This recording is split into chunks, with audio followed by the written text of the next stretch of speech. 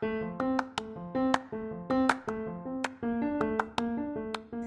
there, and welcome to Piper Harris Coaching, a podcast where I share how you can embrace your poema, your masterfully created purpose. Poema is a foundational anchor that defines your character, directs your decisions, supports your growth, provides protection and healing, engages resilience, and serves those in your lives. Harnessing your uniquely created poema and putting it into action is necessary for healing, actualizing goals, and living a full and content life. We will dive into topics surrounding positive psychology, shifting your mindset, and how to overcome behaviors that are holding you hostage. My name is Piper Harris, and I use my 20 years of experience as a mental health counselor, coach, business owner, mother, and wife, and dig into deep and complex issues that you are facing and empower you to overcome and harness the courage to chase after your best life. Thanks for joining us today, and welcome to Piper Harris Coaching Podcast.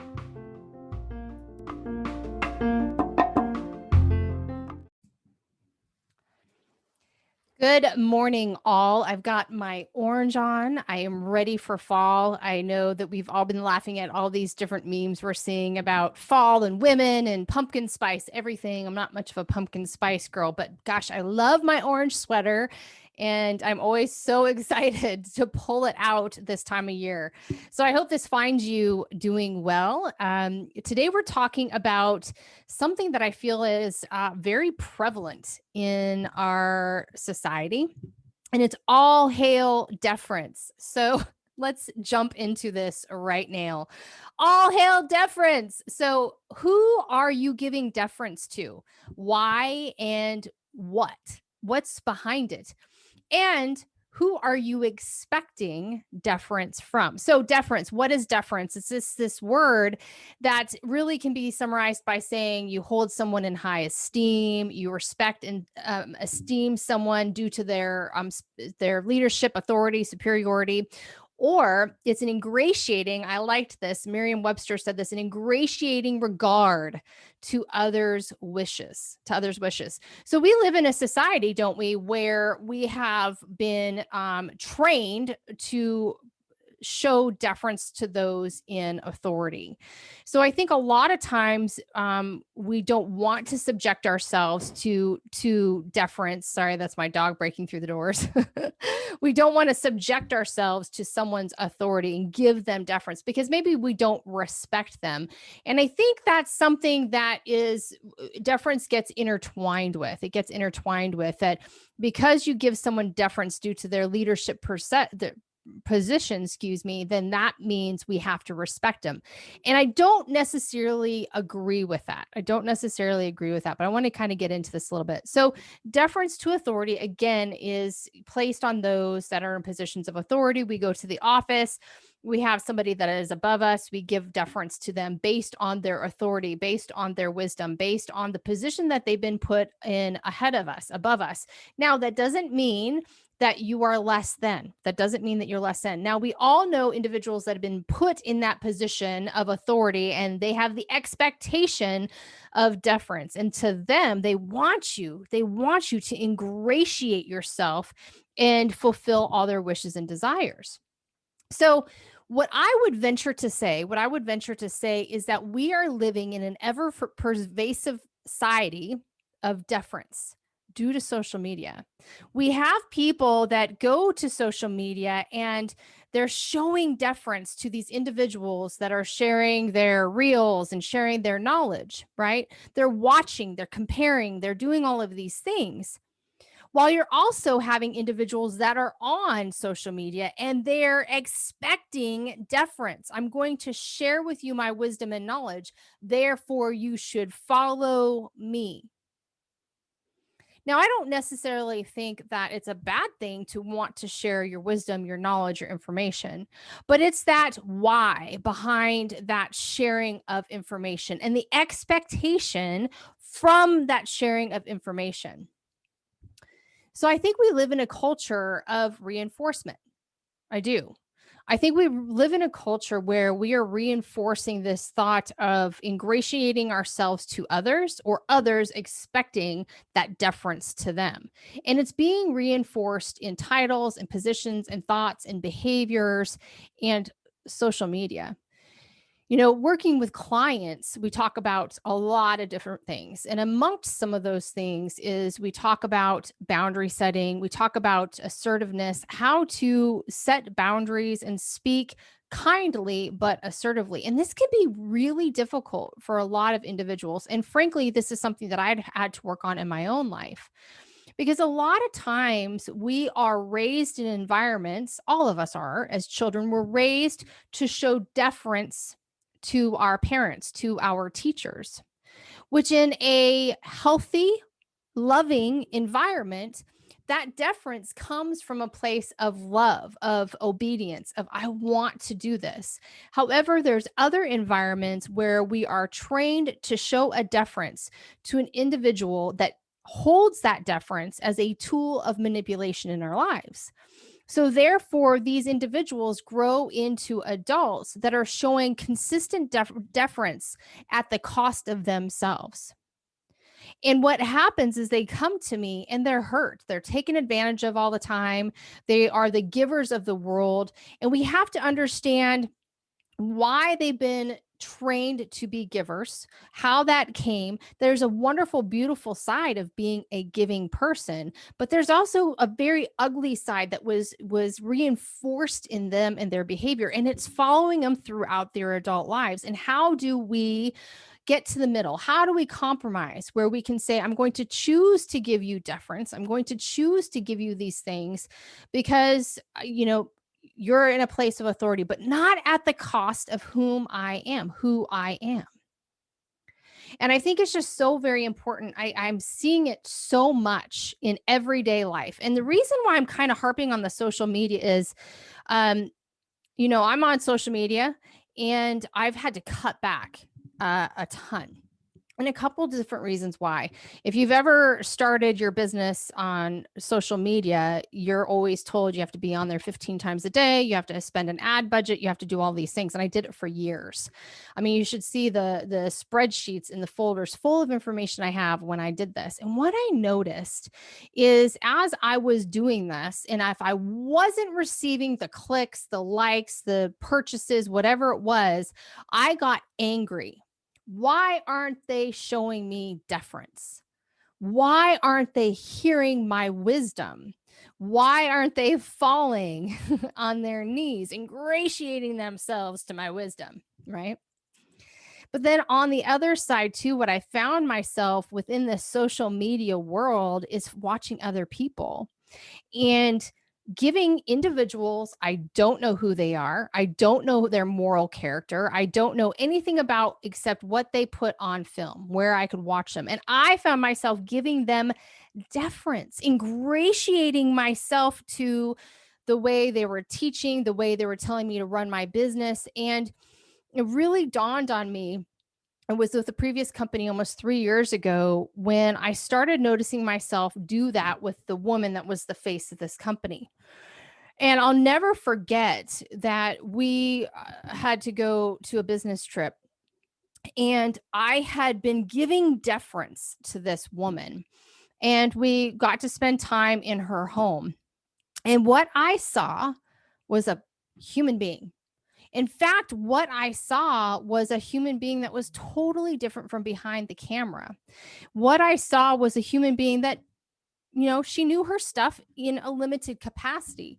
But what I had done is given deference to her, and it was at the cost of what I knew, at the cost of what my values were, at the cost of allowing the strengths and beauty that God gave me to shine through. And it was a huge moment. I'll never forget. We were sitting at her big dining room table, and I really can't tell you what it was. Excuse me, there's a hair in my microphone.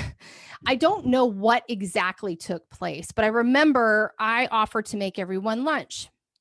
And keep in mind the deference I had put on this woman is she was all powerful. She was all knowing. Oh, she had so much money and da da da da da. And I'm in this beautiful home. And I said, well, how about I make lunch? Made everybody lunch. And I sat there and watched her eat her lunch, her sandwich. I mean, it's just a sandwich. That's all it was. And the lack of acknowledgement that somebody else is in your home offering to make a sandwich. There was no recognition of she did something nice in my home. And I guess that's just my ideas of what a host should be and what a host shouldn't be. But what I recognized in that moment is my act of deference to her, ingratiating myself to her at the cost of myself, reinforced a behavior that what I saw starkly in contrast to what I thought this person was someone that was rude, someone that was not the person I thought they were. And it was just this, like the scales had fallen from my eyes. And I thought, oh my gosh, it's not just on this individual that I was giving deference to. I reinforced this individual's thought that she should have deference given to her. And I think that this is just so prevalent right now. So, I read a quote once and it said to me, this is really interesting quote. It said, people who expect deference resent civility. Let's say that again. Hear that again. People who expect deference, okay, being treated better than, resent civility. So why is that? And I'm thinking about this, and I'm wondering if this is something that you're experiencing in your life. The expectation of individuals of this deference is, I believe, in conjunction with the assumption that they have greater authority, greater wisdom, and greater power. And nobody likes to feel that way. And listen, before I start pointing out the speck in your eye, I'm going to talk about the log in mine. Okay. I am not free of the expectation of deference. Okay. So for example, I ran into a woman and we were getting to know each other, and she asked me, what are you doing? I said, oh, I'm finishing graduate school to be a counselor. And she goes, oh, I'm a counselor too. I'm like, oh, awesome. So we start talking and I start learning more about her. And I realized that she is not a mental health counselor in training. She's gained certifications. I just recognized that we were talking about similar things, but it wasn't the same thing. And let me tell you, I felt that welling up of my hackles raised, like, wait a second, show me deference. I am working so hard to be a clinical mental health counselor. What you're talking about is not what I'm doing. And I felt it. I felt this thing well up in me. And I'm telling you, it was ugly. And I swallowed it down so quickly because I thought, hold up. Are you trying to force your wisdom, your authority, and a power on this woman? And why? Why am I feeling this need for deference? And I had to reflect on it. So I want to ask you, how many times have you either been in a conversation with someone where they assume the least of you, or they actually don't even think about you? They just talk of themselves. Or how many times, and be honest with yourself, have you been in a situation and you had the expectation of deference? And not just because you were placed in a position of leadership, because listen, and this is my problem with individuals that are placed in a position of, I hate the word leadership, authority, because they lack being a leader. They say, no, watch me, I do it all right. And what they do is they're at the front and they're wagging their finger at people, rather than saying, I'm going to lead with all of you. How can I support you? How can I lead you? You have strengths I don't possess, so how can we use those? That's a leader. So the deference I'm talking about is those people that force it on you because they see themselves in a position of power and authority. So think about that. How many times have you been in a conversation where someone assumes less than you? They were expecting deference from you, or conversely, you're expecting deference from them. And this is a hard conversation because a lot of us don't want to talk about our ugliness, do we? None of us want to talk about how ugly we are. We want to talk about how everybody else is ugly. And I think that there are opportunities when we feel that thing in us that's mad at somebody for us treating that way. There's an opportunity for us to step back and reflect and say, okay, what's going on? What's going on here? So I want to go back to when I was talking about certain clients that come to me and we're learning how to be kind and assertive at the same time, and that we learn certain things from childhood into adulthood. And everything is reinforced. Everything is reinforced. Our belief system, our beliefs of ourselves are reinforced. And so if you have a belief that has been reinforced and it's untrue, but it's been reinforced because of you're perpetuating a behavior that was expected of you. That belief that you might have been taught or told from a very young age is following you. And thus, that's making you this individual that's constantly giving deference to everybody else. And it hurts and it breaks you down. And I'm telling you, I've had so many women come to me talking about this, talking about, I don't know how to share with someone that what they're doing isn't okay. And they worry, they ruminate on, well, what will this individual say about me if I stand up for myself? And those are all valid questions, and they're obviously rooted in fear. And it's, again, because what we've been taught is if we stand for ourselves, if we kindly and assertively state our boundaries with someone, and we aren't expecting deference from them, what we're expecting, and this is the difference, we are expecting mutual respect. Mutual respect. Deference takes away that mutual respect. You're a human, I'm a human. The civility goes out the window. And that's what I see deference does. Now, I'll say, from a biblical worldview, Christian perspective, the one and only that deserves our deference is the Lord. Period. That's it. And if we could focus on this one being that has it right all the time, it takes our humanity, our selfishness, our ugliness, our needs that we're placing on others away. And we're saying, I'm going to take or I'm going to receive all that I need. So I no longer require the deference of others because I am giving it to the one true God. And he is therefore fulfilling me with everything else that I'm really searching for and I'm lacking. But a lot of people are incapable of reflecting and seeing those behaviors, those situations. So, I believe that we're living in this society of deference giving. I do. I believe we live in a society of deference giving. And what deference does, and this is something else that I read, what deference does is, in the way for us to break free of our giving it unknowingly and at the cost of ourselves, or expecting it at the cost of civility, is through intimacy. It's through reflection. And so I read this quote by William Sherstone. He said, deference shrinks and withers upon the approach of intimacy, just like a sensitive plant that's been touched. Now, think about that.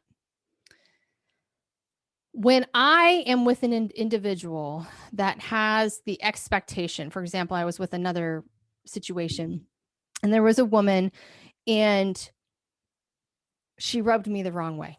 If I'm being honest, she rubbed me the wrong way. The way in which she spoke was lacking in true humility and authenticity.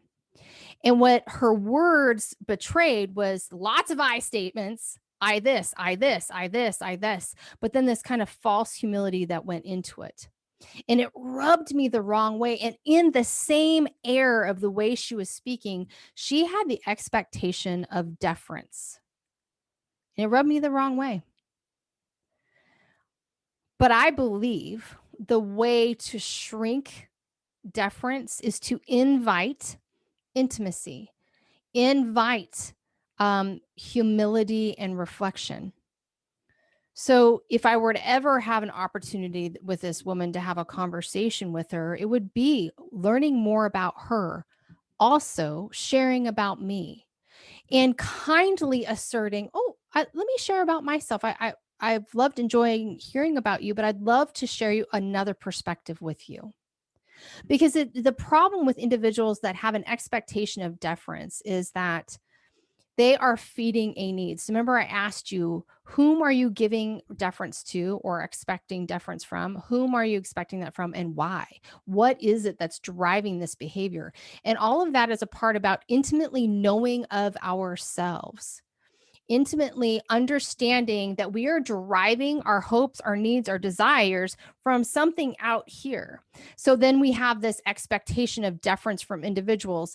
And I'm telling you, I guarantee you, this woman did not feel deference from me. I didn't give her anything, but she didn't receive deference. And I can tell you in future or in the next, couple times I've been around her, she won't make eye contact. She doesn't want anything to do with me. And that's not about me. But I chose in that moment, I am not giving this woman deference. I'm not giving her deference. I'll listen, I'll get to know her, but I'm not giving her deference. One individual, which is my God, is the only one that will receive deference. And I had to invite reflection into myself because she rubbed me so wrong. And think to myself, what is that expectation of deference? What is being reinforced not only in society, culturally, but what was reinforced in her life? What was reinforced in her career choice to have this air of expectation of deference? And conversely, so many clients, I have a dear client, and she is one of the most giving individuals I have ever met. And it's always at the cost of herself. She's always giving deference to. And I can tell you, she's exhausted and she's just beaten down. She's just beaten down because those behaviors, those thoughts were reinforced.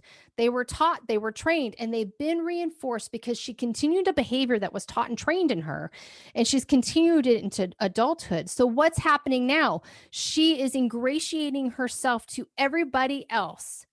To everybody else, she's giving deference at the cost of herself.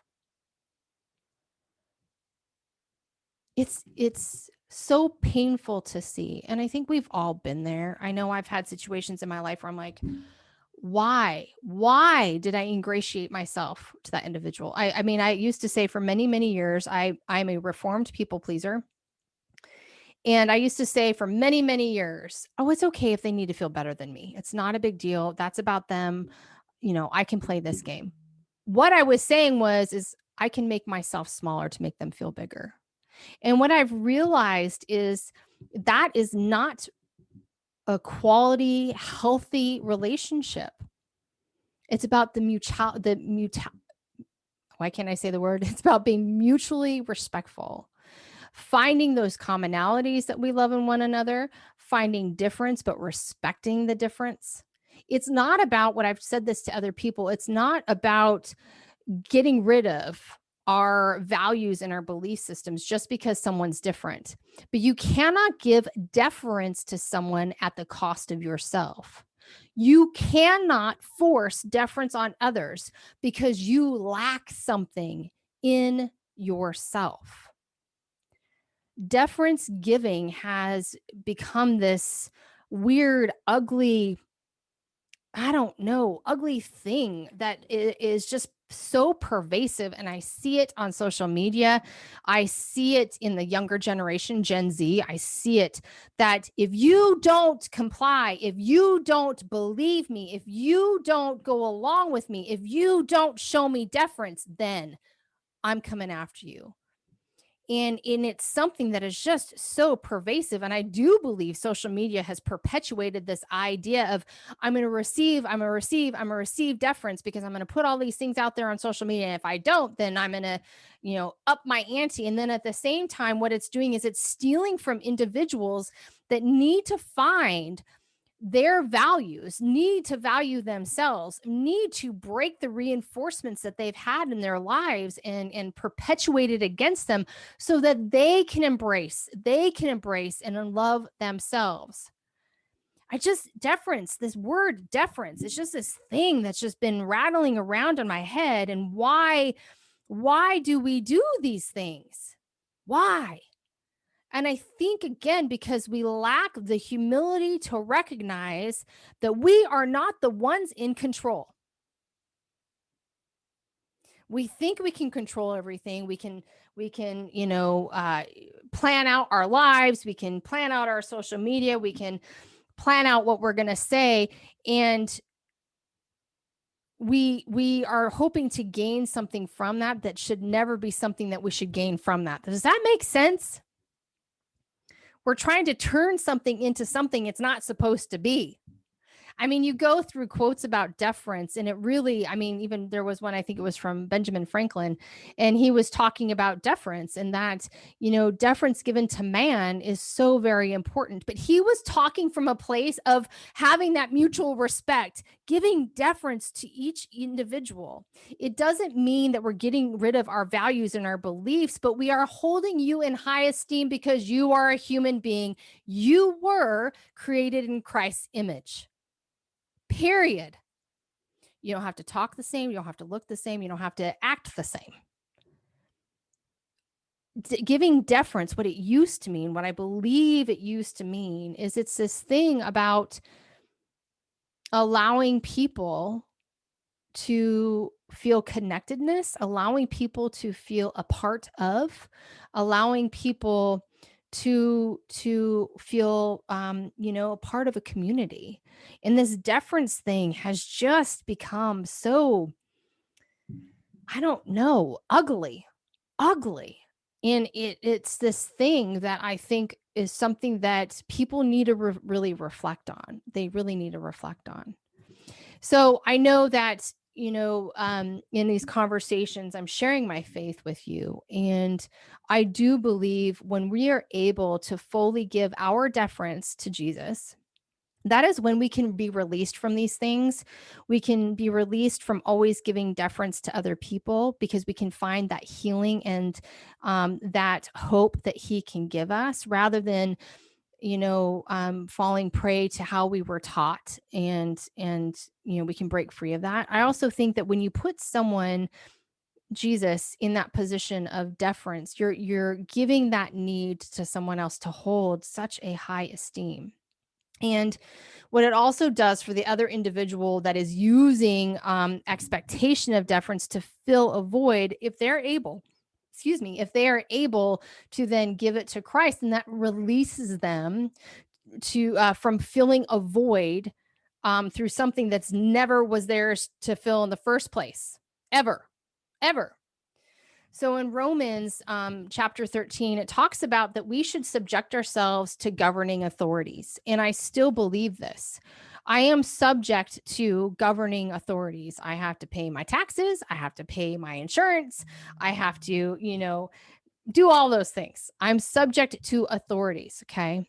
But what I need to recognize and what is said in Romans is their authority, it only comes from God and God alone. They are appointed by God. So that's another perspective. I think a lot of people that have the expectation of deference is you are not in the position. You are not in this position by anything other than by appointment, regardless if you believe in God or not. You are there because you have been given it by appointment. God is not giving you deference. He's appointed you to this position of authority, a governing authority, but God overall is the governing authority. And it also goes on to talk about that whoever resists authority resists the ordinance of God. So what I would say for those individuals that have this expectation of deference is don't forget that there are other things in play, that there's other ordinances, and that by forcing your need on other individuals to feel that deference, you're resisting what you've been divinely appointed to do. You're resisting that, and that is not where you should be. You're seeking to fulfill yourself through your own desires. But I would just challenge you and urge you to consider, how much freer would you feel if you gave total deference to the Lord and expected that his will is what is in ultimate authority. And that would take away that need for you constantly looking for fulfillment in something else. It's hard. It's hard when I talk about these subjects, in that um, I see pain with clients. I have frustrations and annoyances in my life. I want to bring techniques that would be found that I would be teaching different clients. I want to do all of those things. And I also want to share my love of the Lord with you, because the reason that I continue to grow, the reason that I swallow down my forcing my expectation of deference on someone, is because I have something greater that has authority over my life. And it speaks to me and says, watch it, Piper, watch it. This is not for you to do. You don't belong in this position of authority. I did not give you this position of authority over this human being. And so it's hard, because it's like, how do I share all of these thoughts, and they just kind of rattle around in my head. And I don't know if, when you listen to me, if you're thinking, oh my gosh, she's jumping from one tangent to another, to another, to another, to another. But they are all interconnected, because my faith is the foundation in everything that I teach you, everything that I work to include with my work with clients, regardless if they believe in Christianity or not. I am constantly looking at techniques and how I'm filtering them through scripture and through questioning the Lord, like, is this something that I should do with them? So this is something that's an aspect of my life. And I just firmly believe I can teach you a million techniques.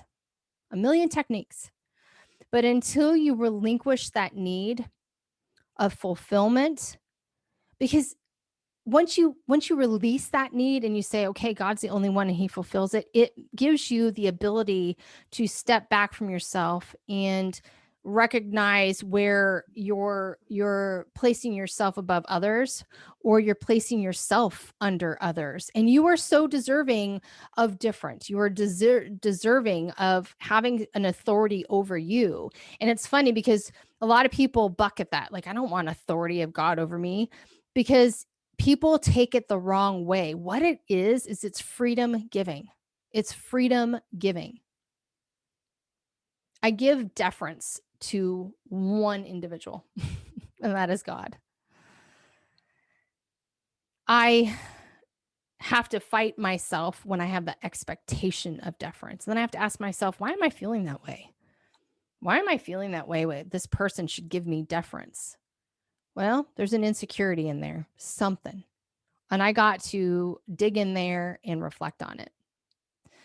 Or why am I giving this person deference when inevitably I'm going to see behind that curtain and go, oh my gosh, this is not the human being I thought they were. Why do we give deference away? What are we seeking to fulfill? So I think the most important thing when it comes to deference giving and even deference expectation is that we have to practice recognizing why we're doing those things. That's the most important thing. I know why statements can tend to really set us off. A lot of people don't like why. I used to teach the 5 whys, and I kind of morphed it to the 5 whats, but regardless, you got to dig deep. You got to do the work. Why are you having the expectation of deference? Why is it that I didn't give you deference and that set you on your ear? Why? What is it about that? What about me not giving your deference is so assaultive to your being?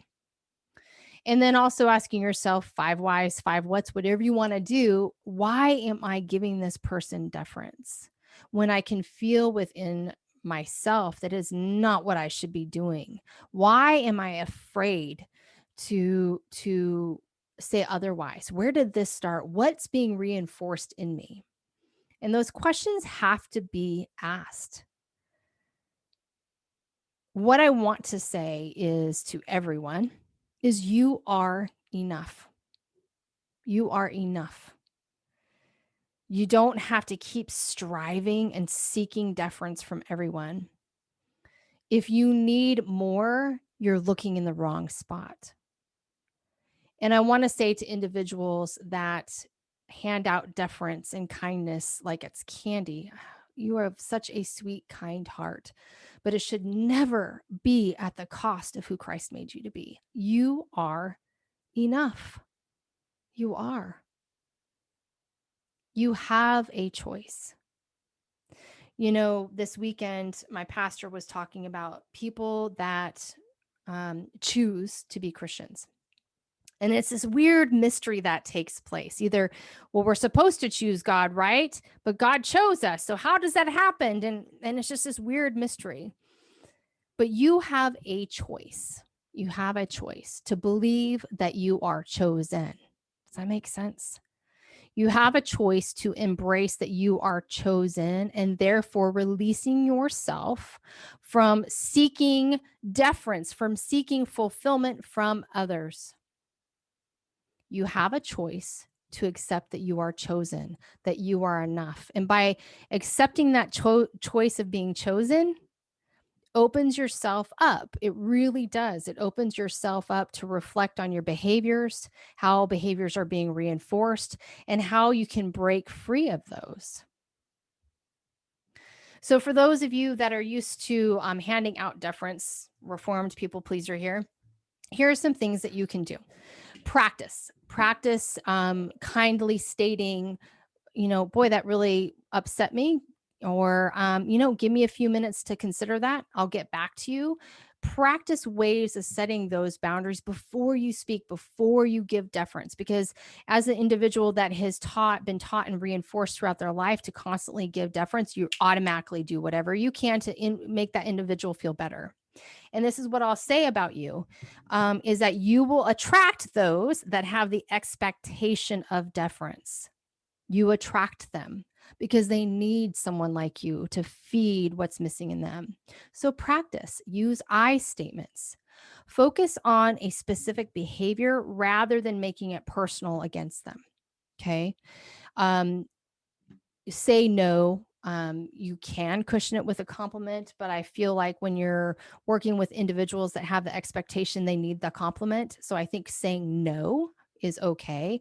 But if that's uncomfortable, you can cushion it with a compliment.